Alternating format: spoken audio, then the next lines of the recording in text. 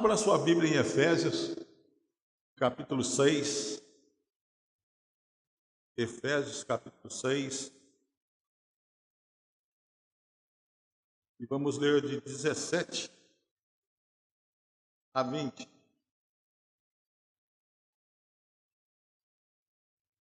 Efésios 6, de 17 a 20.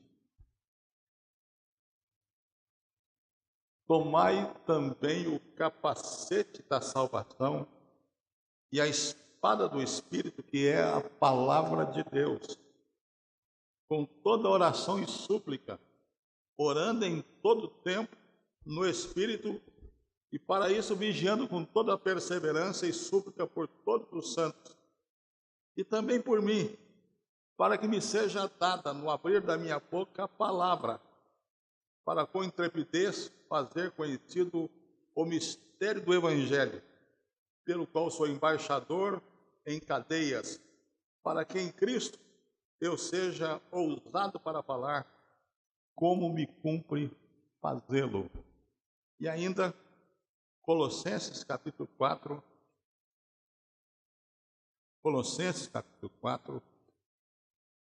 dos versículos 2 ao 5. Perseverai na oração, vigiando com ações de graças. Suplicai ao mesmo tempo também por nós, para que Deus nos abra porta à palavra, a fim de falarmos do mistério de Cristo, pelo qual também estou algemado, para que eu manifeste como devo fazer. Até o 4 só.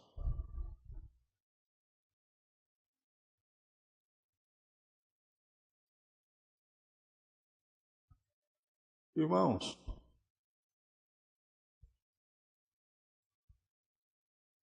se nós fizéssemos a pergunta a todos os pastores, uma pesquisa real e total, e fizéssemos uma pergunta: qual é o pregador da Bíblia que você queria ser igual a ele? A resposta seria, sem dúvida nenhuma, Paulo.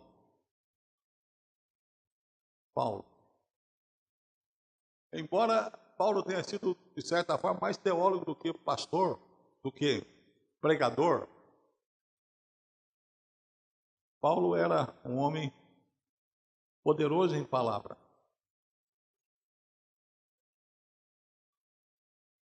Quando eu abro esses dois textos, eu me impressiono e me sinto animado. Paulo pede oração dos irmãos pela sua pregação. Paulo pede a oração dos irmãos, não para que ele se livrasse da doença, não para que ele se livrasse dos inimigos, não para que ele tivesse uma vida boa. Ele pede aos irmãos que orem por ele, para que ele pregue a palavra com ousadia, como ele deve fazer.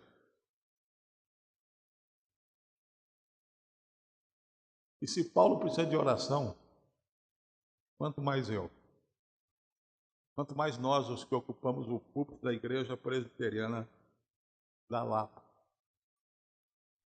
A gente compra umas brigas que não deveríamos comprar. Uma delas é a briga com relação à predestinação. Ah, mas se está predestinado, não precisa nem orar, não precisa nem pregar. Precisa. Você quer saber a grande razão pela qual você precisa? Que Deus mandou. Então imagine você que um filhinho seu de 3 anos, você lhe dá uma ordem e ele diz assim: pai, o senhor me explica primeiro. O dia que o senhor conseguir me fazer entender essa ordem, eu cumpro. Você ia fazer o quê? Ia meter a mão no ouvido dele, não ia? Doeu o seu ouvido aí? Deus disse: Olha, eu escolhi alguns, mas você ora por ele e prega para ele. Pronto, acabou.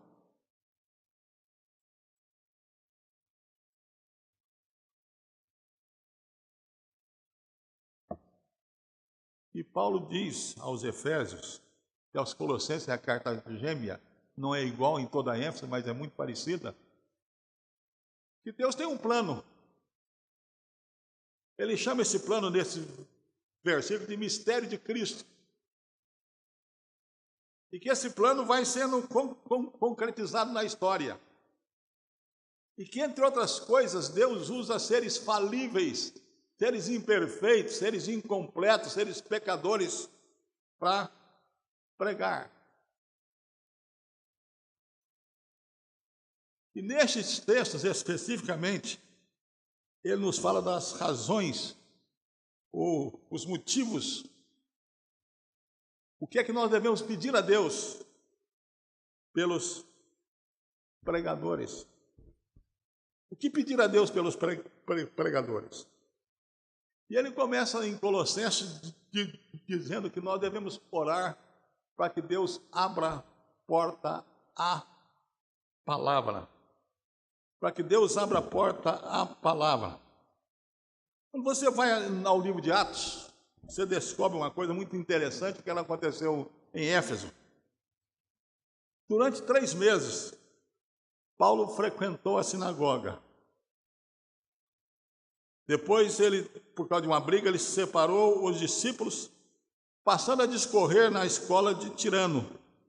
Isso durou por espaço de 2 anos, dando ensejo a que todos os habitantes da Ásia ouvissem a palavra do Senhor, tanto judeus como gregos. Veja que coisa impressionante, como Deus abre as portas. Paulo prega em Éfeso por 3 meses. Isso fez com que todos os habitantes da palavra ouvissem a palavra, todos os habitantes da Ásia ouvissem a palavra. E quando eu vou à Bíblia, eu fico ainda mais impressionado, porque o diabo tenta nos barrar, o diabo tenta nos fechar as portas. Paulo mesmo diz assim: por isso quisemos ir até vós, pelo menos eu, Paulo, não somente uma vez, mas 2. Contudo, Satanás nos barrou o caminho. Mas quando eu vou à Bíblia, eu não entendo isso não. É Deus quem abre e fecha portas. O texto de Atos me diz assim: e percorrendo a região frígio-gálata, tendo sido impedidos pelo Espírito Santo de pregar a palavra na Ásia, tentamos ir para Bitínia, mas o Espírito do Senhor não o permitiu. E então ele teve uma visão em que um varão macedônio se põe diante dele e diz assim: passa a Macedônia e ajuda-nos. E então concluímos que Deus nos queria ali e partimos para aquele lugar. Mas a declaração do livro do Apocalipse é claríssima. É Deus quem abre e fecha portas.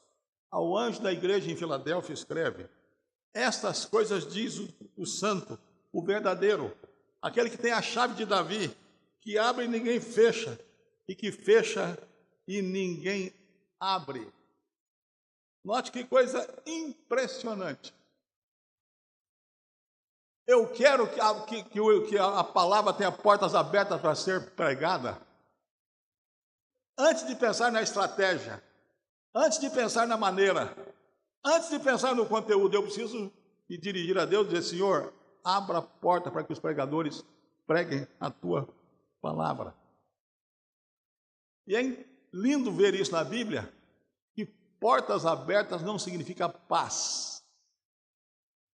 Portas abertas não significam ausência de inimigos. Olha bem que se fala de Éfeso. Ficarei, porém, em Éfeso até o Pentecoste. Porque uma porta grande e oportuna para o trabalho se me abriu. E há muitos adversários.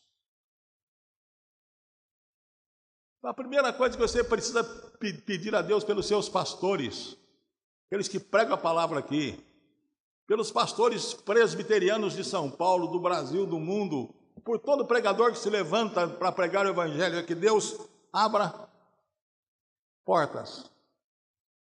A segunda coisa, já passando para Efésios, nós temos que pedir a Deus que no abrir da boca dos pregadores, Deus lhe dê a palavra. O texto me diz assim: para que me seja dada, no abrir da minha boca, a palavra, para fazer conhecido o mistério do evangelho, pelo qual sou embaixador em cadeias, como me cumpre fazer. Em Colossenses diz assim: para que eu o manifeste como devo fazer. E no grego seria melhor de dizer assim: como é preciso eu falar, ou é preciso que eu fale. E de novo em Éfeso, segundo o livro de Atos. Durante 3 meses, Paulo frequentou a sinagoga, onde falava ousadamente, dissertando e persuadindo ao reino de Deus, ou com respeito ao reino de Deus. E isso deu ensejo, durante 2 anos, a que ouvisse a palavra, tanto judeus como gregos. Veja que coisa extraordinária. O apóstolo Paulo diz assim: orem por mim, para que quando eu abrir a boca, eu fale a palavra do Senhor. Com grande poder os apóstolos davam testemunho da ressurreição de Jesus. Depois Paulo diz assim: eu quero pregar entre vocês, aos coríntios, só Jesus, e este crucificado. Aí você passa para algumas coisas práticas e fica impressionado. Faraó ficou impressionadíssimo com a sabedoria de José. Quando José abriu a boca e disse alguma coisa, o faraó ficou estupefato. Que coisa extraordinária. Mas no caso de Daniel, então, é mais impressionante ainda. O rei teve um sonho, chamou os magos e disse assim: eu quero que vocês contem para mim o meu sonho e deem a interpretação. Sim, senhor rei. Conta para nós o sonho que a gente dá a interpretação. Vocês estão querendo me enrolar. Para vocês não tenham condição de me enrolar, vocês contem o sonho. Ele tem que ser real, o que eu sonhei, e depois interpretem. Nós não podemos, não há homem no mundo que faça isso. Ele disse: então vou matar todos vocês. E Arioque, o servo do rei, sai procurando os magos para matar. Quando chega em Daniel, ele diz: o que aconteceu? Ele conta, ele diz: olha, dá um tempinho para mim. Eu vou ali conversar com alguns irmãos meus na fé, membros da mesma igreja presbiteriana que eu frequento, e nós vamos conversar com Deus sobre isso.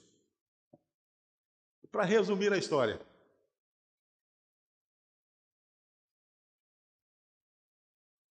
o rei termina dizendo assim: esse moço tem um Deus que fala através dele.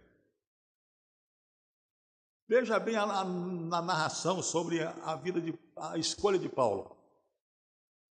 Paulo é convertido, Deus fala com Ananias para ir batizá-lo. Ananias diz assim: Senhor, de muitos tenho ouvido a respeito desse homem, quantos males tem feito aos teus santos em Jerusalém. E para aqui, Damasco, trouxe a autorização dos principais sacerdotes para prender a todos que invocam o seu nome. Mas o Senhor lhe disse: vai, porque este é para mim um instrumento escolhido para levar o meu nome perante os gentios e reis, bem como aos filhos de Israel. E você conhece a promessa feita a todos os crentes. Quando vos levarem às sinagogas e perante os governadores e as autoridades, não vos preocupeis quanto ao modo por que respondereis, nem quanto às coisas que tiverdes de falar, porque o Espírito Santo vos ensinará, naquela mesma hora, as coisas que deveis dizer. Então, nós temos que fazer 2 coisas pelos pregadores: orar a Deus para que abra a porta à palavra, para que seja fácil alcançar as pessoas, e também para que quando o pregador abrir a boca, o que sai de sua boca não seja a sua palavra, Não seja puramente qualquer teologia, mas seja a teologia que vem de Deus, seja a palavra de Deus aplicada ao nosso coração. E ele termina e diz assim: peço a Deus também que me dê intrepidez, ousadia. Veja que, falando da igreja de Éfeso mesmo, em Atos 19, está escrito lá: durante 3 meses, Paulo frequentou a sinagoga, onde falava ousadamente. Depois Paulo fala aos Tessalonicenses: tivemos ousada confiança em nosso Deus, para vos anunciar o evangelho de Deus em meio a muita luta. E Paulo ainda diz, aliás, o Lucas narrando a prisão dos apóstolos, a soltura deles e o que eles fazem, orar. O texto diz assim: tendo eles orado, tremeu o lugar onde estavam reunidos. Todos ficaram cheios do Espírito Santo e com intrepidez anunciavam a palavra. Nós temos, meus irmãos, na Bíblia um lindo exemplo disso. Quando as autoridades prendem os apóstolos,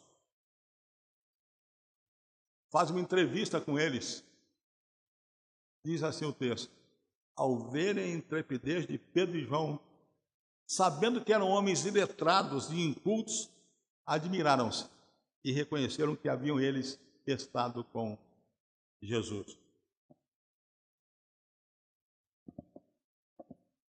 Mas ainda nós podemos pensar em Esther.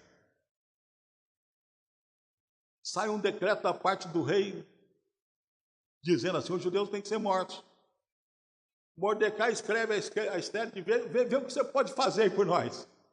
Ela responde: não posso fazer nada. Então ela toma cuidado.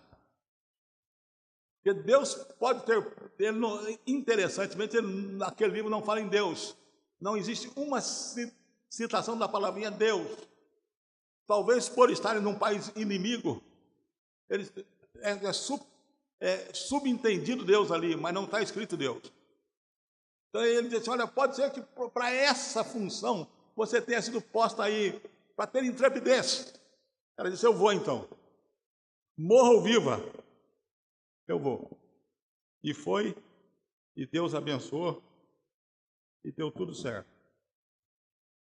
Mas, irmãos, isso tem a ver comigo, com você? Tem?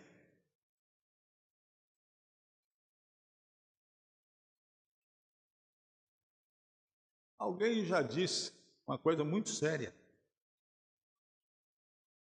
que o melhor aplicador da Bíblia a você é você mesmo. Por exemplo, você tem orado pelos pastores da sua igreja, para que Deus os use quando pregam?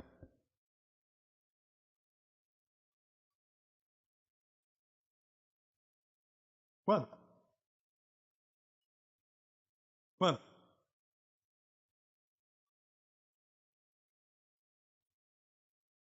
Qual foi a última vez que você orou pela mensagem do domingo cedo?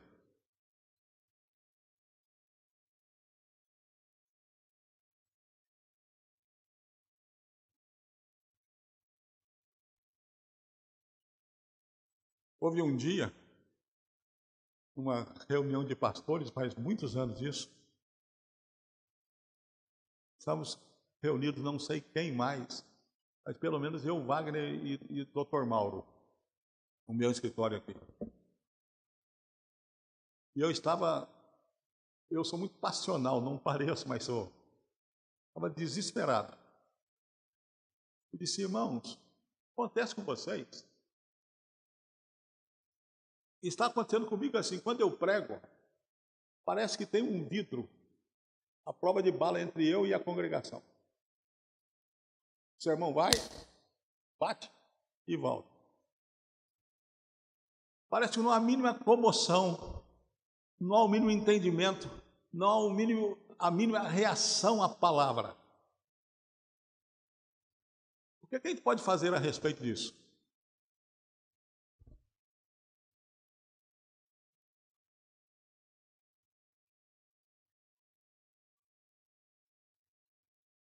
E o doutor Mauro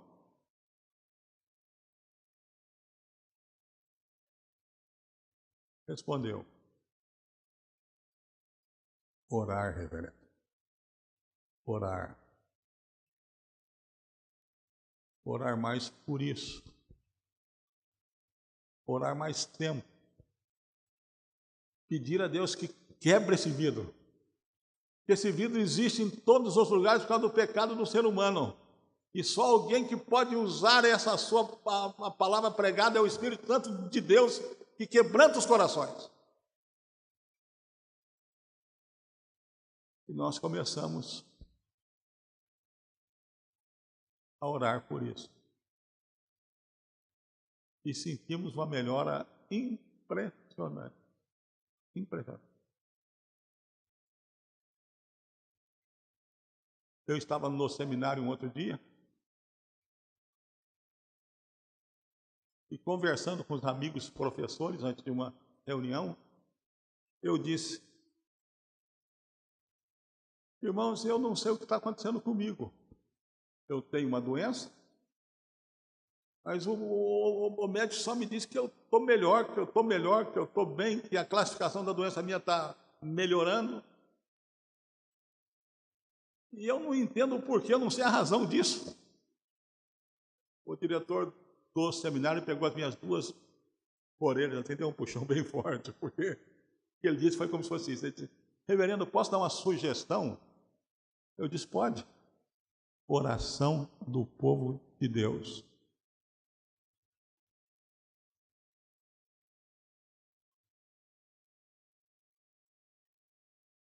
Você está entendendo o que Deus está mandando eu lhe dizer hoje, de forma muito simples? Você pode dizer assim: mas eu não sei evangelizar, reverendo.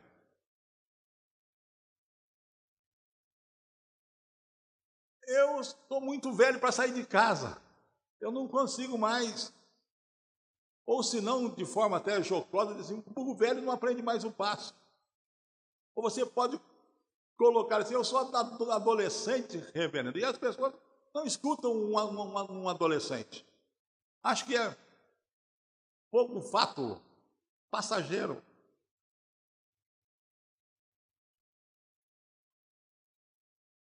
Você já pensou?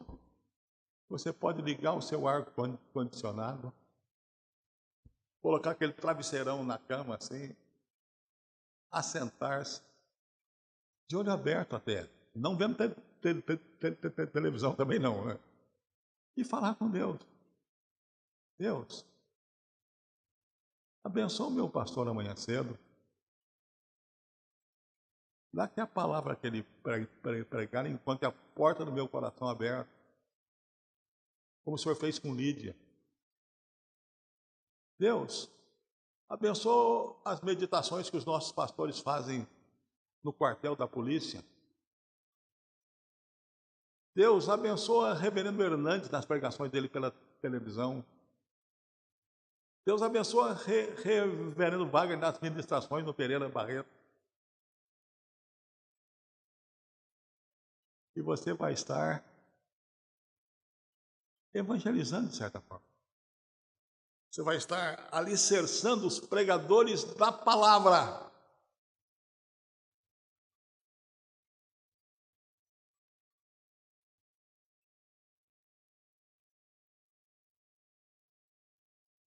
Atos 10 nos dá um belíssimo exemplo disso.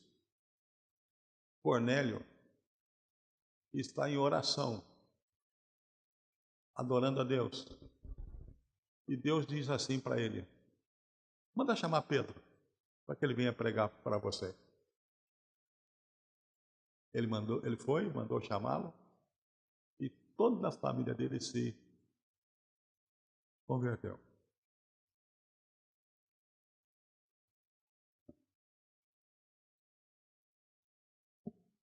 Irmão, para resumir o meu sermão de hoje, eu estou no púlpito. Eu preciso da sua oração. Para a minha vida inteira. Mas principalmente quando eu estou exercendo esta função. Ora por mim. Ore pelo reverendo Wagner. Ore pelo reverendo Mauro. Ore pelo reverendo Odilon.